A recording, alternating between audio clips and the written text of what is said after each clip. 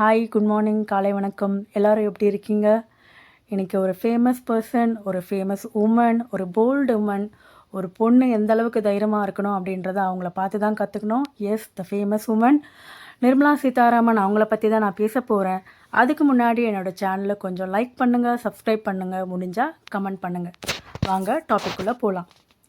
So Nirmala Sitharaman அவங்க யாருன்னு நம்ம பார்த்தோன்னா யூனியன் ஃபினான்ஸ் மினிஸ்டராக இருக்காங்க. அப்புறம் மினிஸ்டர் ஆஃப் கார்ப்பரேட் அஃபேர்ஸாகவும் இருக்கிறாங்க. அவங்க எப்போ பிறந்தாங்க அப்படின்னா ஆகஸ்ட் 18, 1959 பிறந்தாங்க. யாருக்கு பிறந்தாங்கன்னா நாராயணன் சீதாராமன் சாவித்ரி அவங்களுக்கு மதுரையில் பிறந்தாங்க. ஸோ நிர்மலா சீதாராமன் வந்து அவங்கள பற்றி பாலிடிக்ஸில் அவங்க என்ட்ராகிறதுக்கு முன்னாடி அவங்க என்ன ஒர்க் பண்ணியிருந்தாங்க அப்படின்னா சேல்ஸ் பர்சனாக ஹேபிட்டன்ட் அப்படின்ற ஒரு கடையில் லண்டனில் ஒர்க் பண்ணாங்க.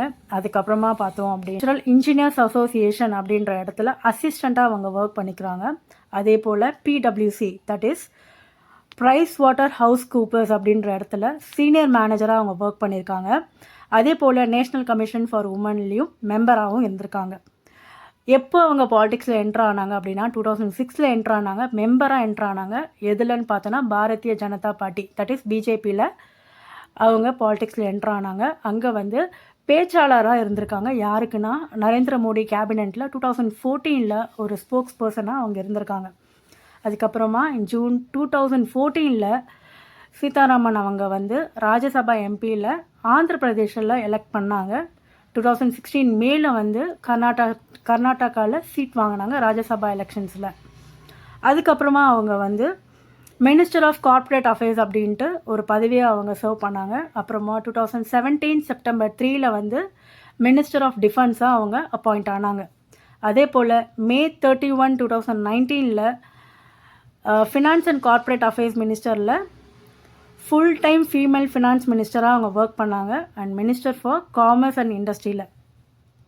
அதே போல் 2022 ராஜ்யசபாவில் இன்னொரு வாட்டி அவங்க ஜெயிக்கவும் செஞ்சாங்க. 2024 திரும்பவும் அவங்க வந்து 2019 அவங்க ஃபினான்ஸ் மினிஸ்டராகவும் எக்ஸ்டெண்ட் ஆகிட்டே வராங்க.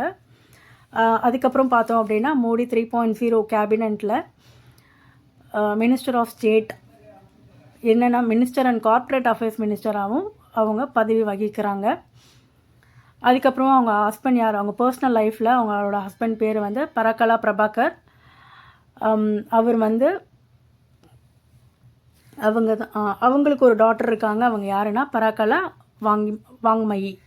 ஸோ அதுக்கப்புறம் பார்த்தோன்னா அவங்க ரொம்ப சிம்பிளான உமன். ஸோ அவங்களுக்கு வந்து ட்ராவலிங் பிடிக்கும், ட்ரெக்கிங் பண்ண பிடிக்கும், மியூசிக் கேட்க பிடிக்கும், குக்கிங் பண்ணுற பிடிக்கும். ஸோ ஒரு சராசரி ஒரு நார்மல் உமன் தான். ஸோ அவங்க வந்து நாட்டையே ஆண்டுட்ருக்காங்க. நிறைய ஒரு ஃபேமிலி உமனாக மட்டும் இல்லாமல் இந்தியாவுக்காக என்ன பண்ண முடியுமோ அது எல்லாமே அவங்க பண்ணிகிட்ருக்காங்க. நல்லா உன்னிப்பாக கவனித்து ஒவ்வொரு விஷயமும் எந்த ஒரு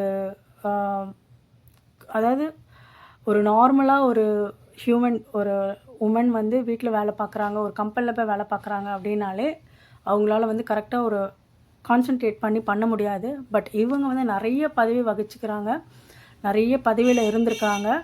ஒரு உமன் அப்படின்னா இந்த அளவுக்கு இருக்கிறதுன்றது ரொம்ப கஷ்டம். ஏன்னா ஃபேமிலி லைஃப்பும் மெயின்டைன் பண்ணிக்கிட்டு இந்தியாவையும் ஆண்டுட்டு ஒரு நார்மலாக ஒரு கம்பெனியில் போய் ஒர்க் பண்ணாலே அவங்களுக்கு ஸ்ட்ரெஸ்ஸான ஒரு லைஃப் ஆகிடும். பட் இவங்க இந்தியாவையே வந்து